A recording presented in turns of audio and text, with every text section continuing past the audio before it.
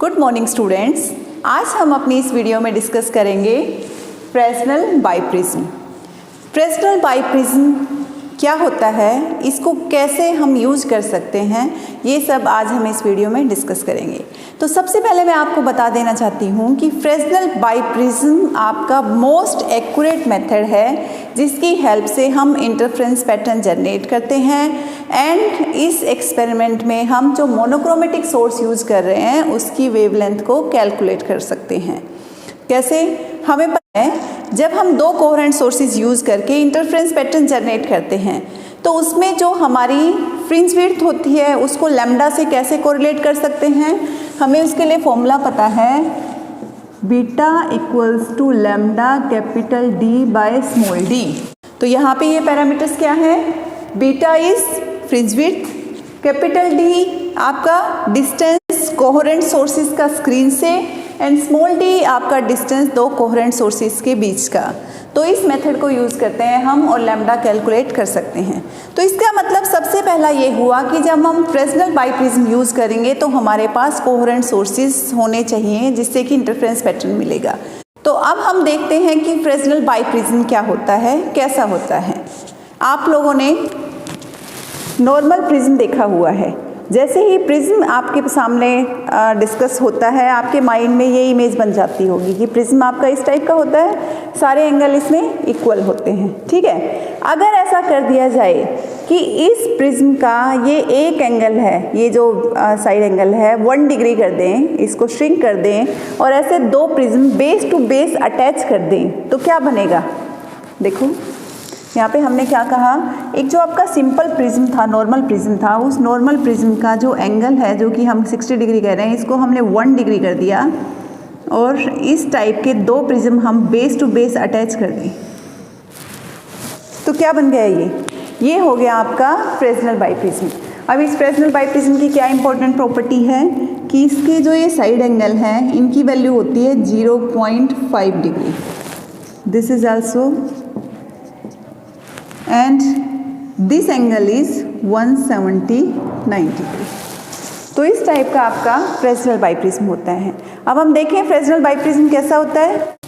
This is your Fresnel biprism.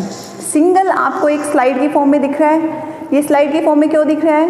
क्योंकि हमने क्या कहा, जो साइड एंगल हैं वो साइड एंगल रिड्यूस कर दिए हैं 0.5 डिग्री के नियर बाई।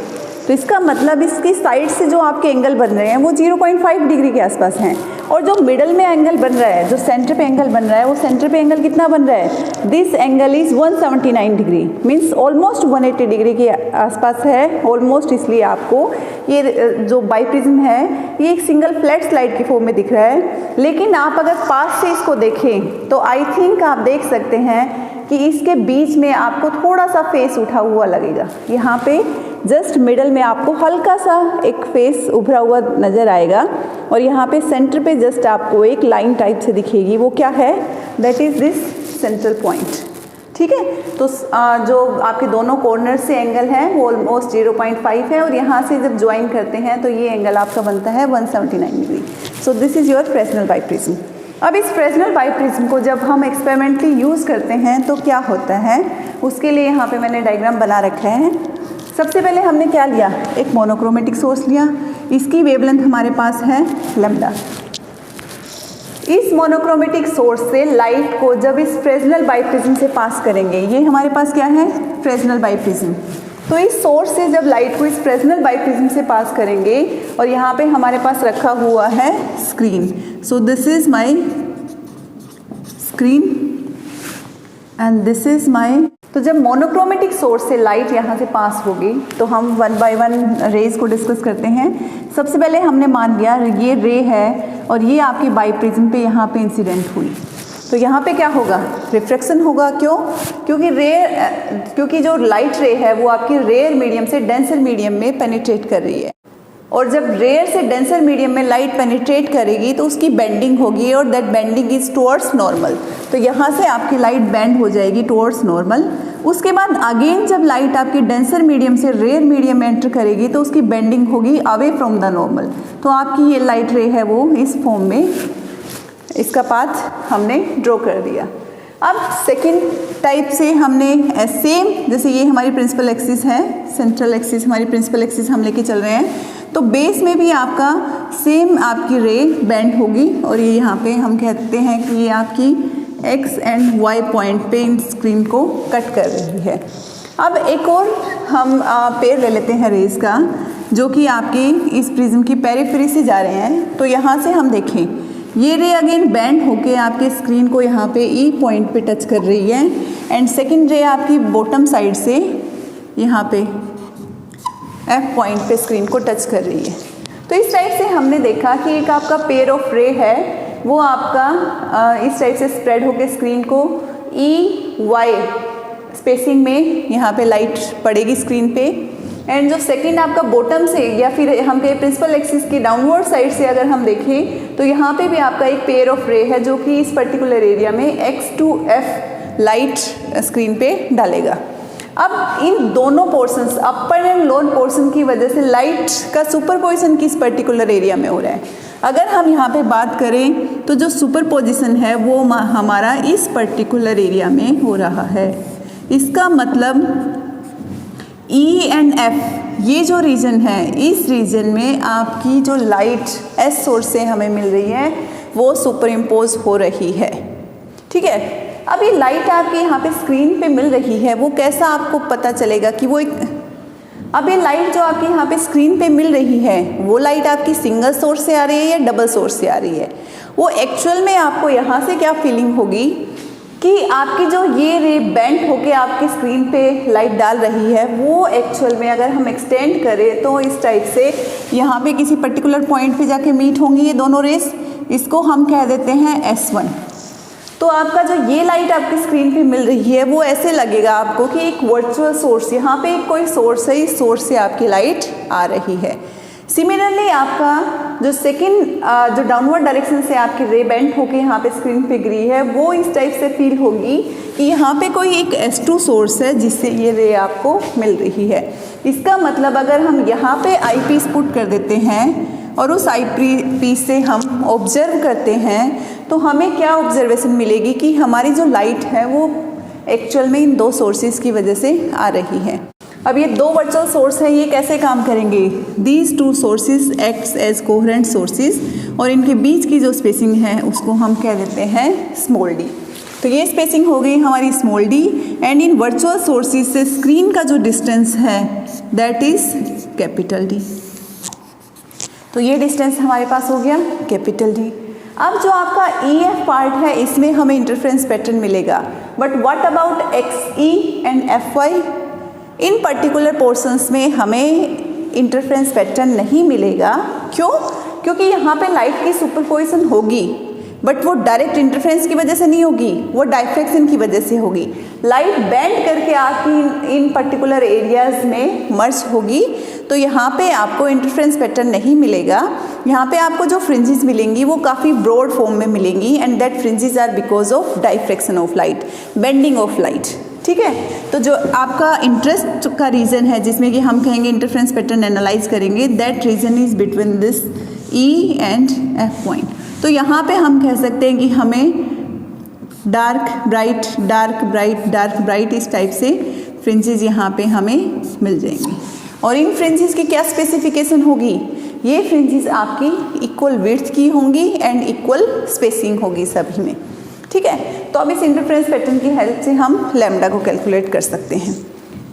हम मान के चलें कि इस पर्टिकुलर जो हमारा एरिया ऑफ इंटरेस्ट है इसमें हमने यहाँ पे एक पॉइंट मान लिया P।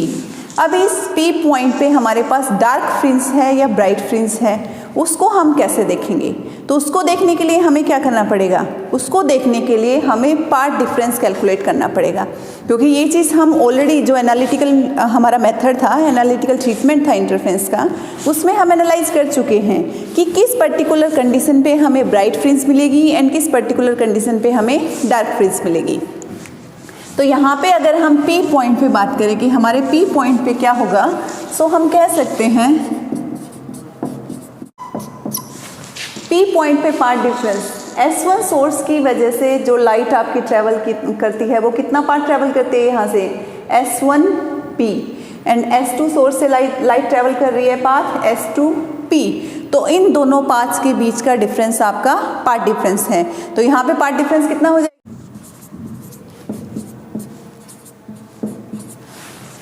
S2P minus S1P। अब हमें पता है इफ 2n लैम्डा कि अगर आपका path difference integral multiple of lambda होगा, whole number multiple of lambda होगा, उस केस में हमें क्या मिलेगा, उस केस में हमें मिलेगी ब्राइट फ्रिंज।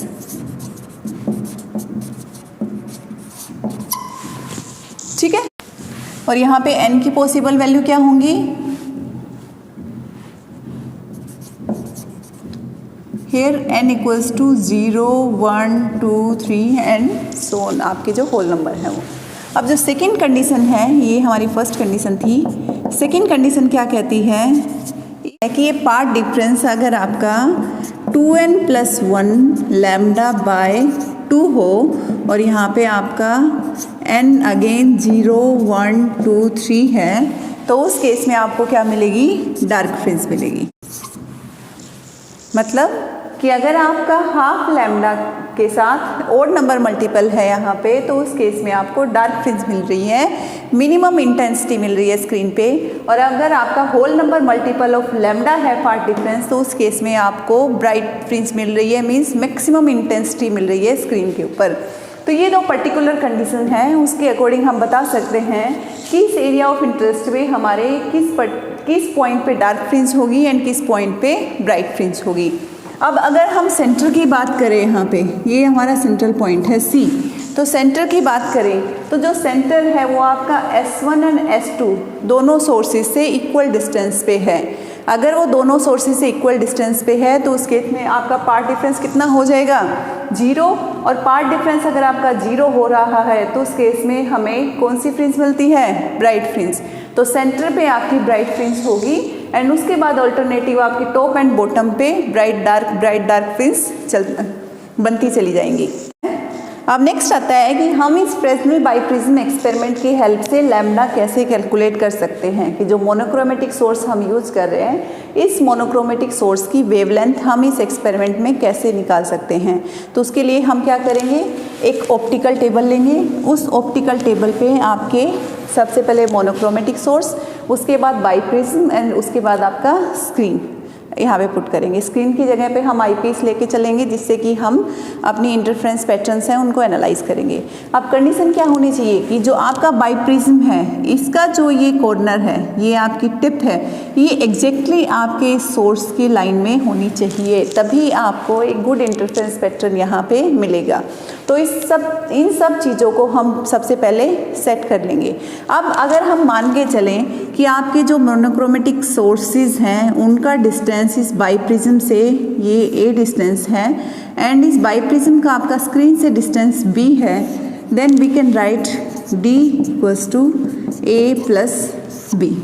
ये जो आपका टोटल d डिस्टेंस है ये a + b डिस्टेंस के सम के इक्वल हो जाएगा।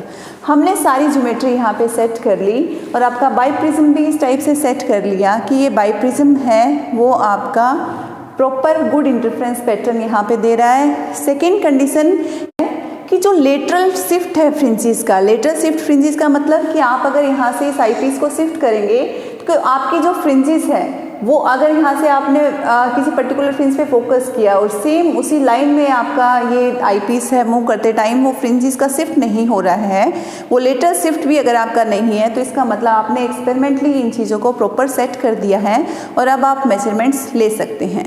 ठीक है, तो हमने सारे जो आपके इंस्ट्रूमेंट्स हैं, मोनोक्रोमेटिक सोर्स, बाइप्रिज्म एंड यहाँ पे आपका ये आईपीस, ये सब आपके यहाँ पे सेट कर लिए हैं।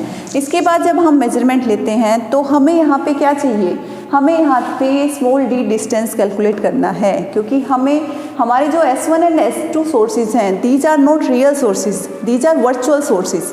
मतलब एक्चुअल में ये सोर्सेज नहीं है, बट फील हो रहा है आपको कि ये सोर्सेज पीछे बने हुए हैं। तो इस टाइप के जो वर्चुअल सोर्सेज हैं उनके बीच का डिस्टेंस आप डायरेक्ट मेजर नहीं कर सकते, क्योंकि जो चीज़ रियल है ही नहीं उसको आप डायरेक्ट स्केल से नहीं मेजर कर सकते। तो इसका मतलब इन दोनों के बीच का जो डिस्टेंस है उसको आप डायरेक्ट स्केल से मेजर नहीं कर सकते। उसके लिए हम यूज़ करेंगे एक कॉन्वेक्स लेंस। तो हम क्या करेंगे, ये जो हमारा बाइप्रिज्म है इसके और स्क्रीन के बीच में यहाँ पे कॉन्वेक्स लेंस इंसर्ट करेंगे तो क्या ज्योमेट्री हो जाएगी अब आपकी,